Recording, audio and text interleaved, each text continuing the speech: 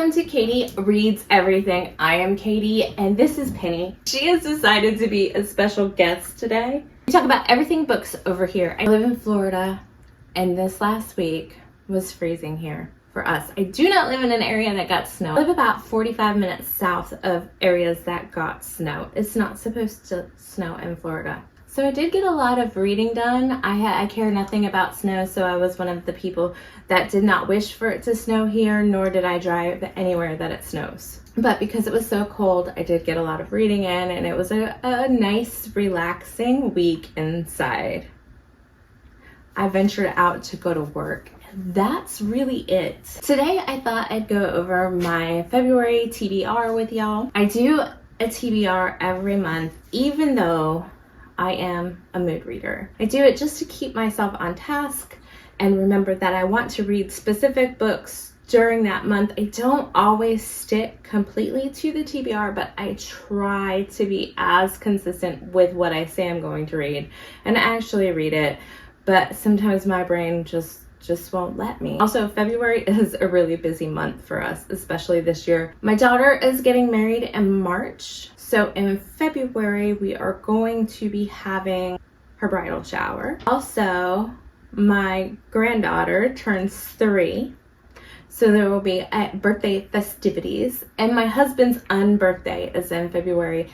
Chris was born on February 29th. Not every February has a 29, right? He's a leap year baby, so he won't have a physical birthday today, but we'll be sure to celebrate him. February is Black History Month, so I'm going to make sure that I read some books by Black authors.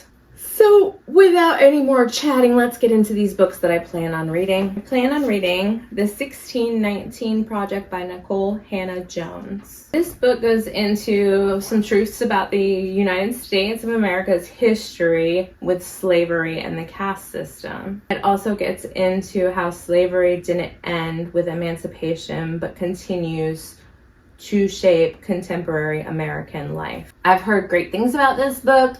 I'm very excited to read it. This will be a new author for me. I've not read anything by her, and I'm interested to learn. I am a big fantasy reader, and I've had this series, this trilogy, on my bookshelf for a while now, and it's the perfect time to start reading it. I'm going to read The 5th Season by N.K. Jemisin. This book is science fiction fantasy. It takes place on a planet called The Stillness. The point of view from 3 different women, and there's magic, and it sounds really good, and I am ready to read it. I've heard great things about it. I've also heard that this trilogy is amazing. Along with being a fantasy reader, I'm also a horror reader because you know what? I am a mood reader. I read everything. And I just bought this book for myself for Christmas, The Spite House by Johnny Compton. This is a horror, gothic horror novel about a man who is on the run with his 2 daughters. The most haunted house in Texas is looking for a caretaker.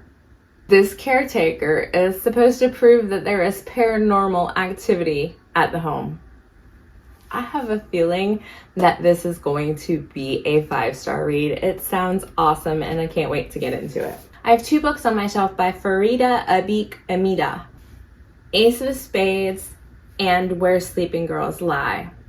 Both of these are young adult mystery thrillers with dark academia aspects. Ace of Spades follows 2 Black children that go to an elite private school.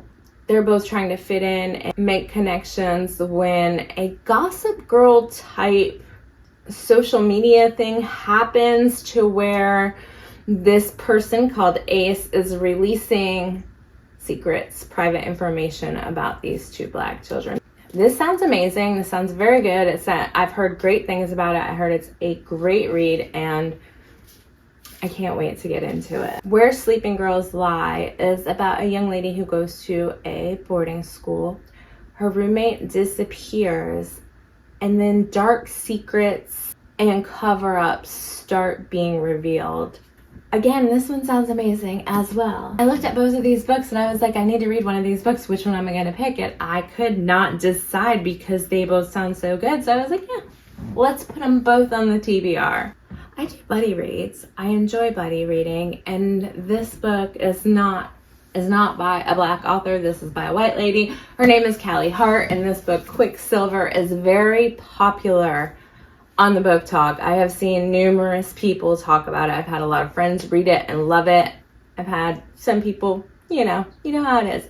I need to read it for myself. My friend Chelsea, she sent me a text message and she was like, hey, let's read this one together. And I was like, sounds good. It'll be our first buddy read together, and I'm looking forward to it. This is a fantasy romantasy about a girl who, what I understand, has some sort of magic that she isn't expected to have, and she uses the magic to pickpocket people.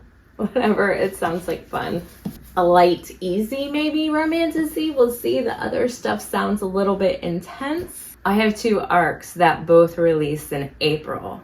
Now, if you're not familiar with what an ARC is, it's an advanced reader copy. These 2 books both come from Tor Publishing, and I like to read my ARCs at least a month before the book's release. So I'm putting them on my February TBR.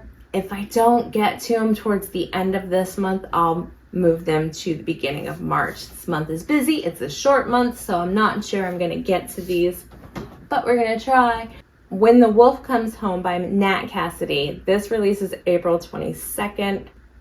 I like Nat Cassidy a lot. He's one of my favorite newer authors. I've read Mary and Nestlings, and both of them are phenomenal reads. I enjoyed them tremendously. So I was super excited when I received this ARC from Tor. This is a cinematic horror about parenthood, children, and the monsters that pursue them. Knowing Nat Cassidy, this is going to be intense, wild, and gripping, and I can't wait to get into it. Also from Tor Publishing, Notes from a Regicide by Isaac Fellman. This is a heartbreaking story about trans discovery. It's a science fiction twist. This person's second parents saved him from an abusive family. They taught him how to be trans and paid for his transition, and they tried to love him as best as they could. This is Griffin's story, but also he ends up with his father's prison journal, which helps their relationship, helps him to understand his father better. So we have a dual timeline and a dual point of view. This sounds like it's going to be a fabulous read as well. Let me know in the comments if you've read any of these books and what you thought of them. And of course, the ones that I do get to this month will be in my February reading wrap up. Next week's video should be my January reading wrap up, where I'll get into all the books that I finished in the month of January and tell you whether or not they're worth the read.